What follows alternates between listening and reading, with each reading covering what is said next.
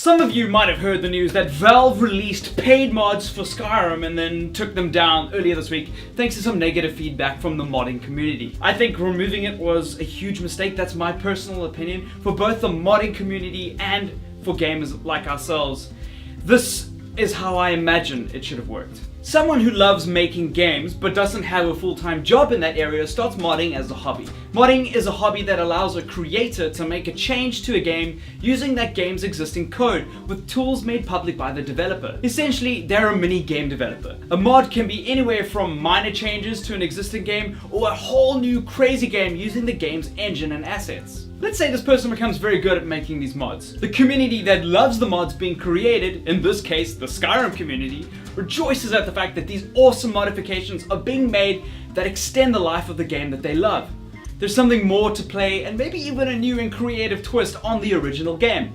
You know, like replacing all the dragons with My Little Ponies. A lot of mods become their own games. The most popular mods to become fully featured games are Dota and Counter-Strike. Valve, who now own Dota and Counter-Strike, know a thing or two about the modding community. They eventually hired those modders to become fully fledged game developers under their wings. Valve wants to help, but can't hire every single modder out there. So what they do is they create a system where somebody who invests time into making these mods can get some sort of revenue out of it. Imagine the hobby you're doing for free, right? Imagine you collect stamps, for instance. Now imagine that you can get paid for that. That's insane. Think of it like the modder's iTunes. If a band wanted to sell music through iTunes and do a revenue share with Apple, we wouldn't have a problem with it. It's the same with YouTubers and Google, writers and their publishers, etc. The time is worth money. But if you're someone who's upset with paying people for their creations, then unfortunately the system is going to bother you anyway. Not many people can afford to make video games or music for free, especially if they're dedicating all their time to it. If they can, it's been made clear that a modder can sell their mod for $0.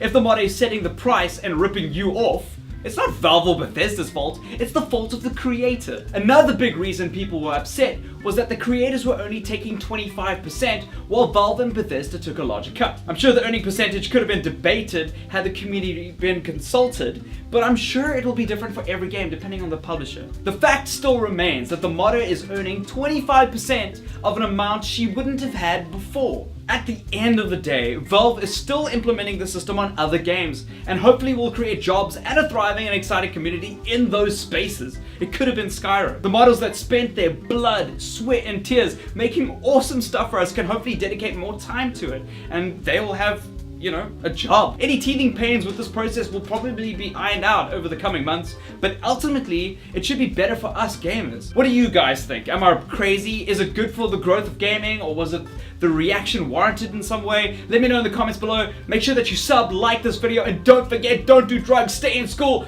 and high five a stranger. Adios. If you're watching this, it's likely you know that video games have been a huge part of my life.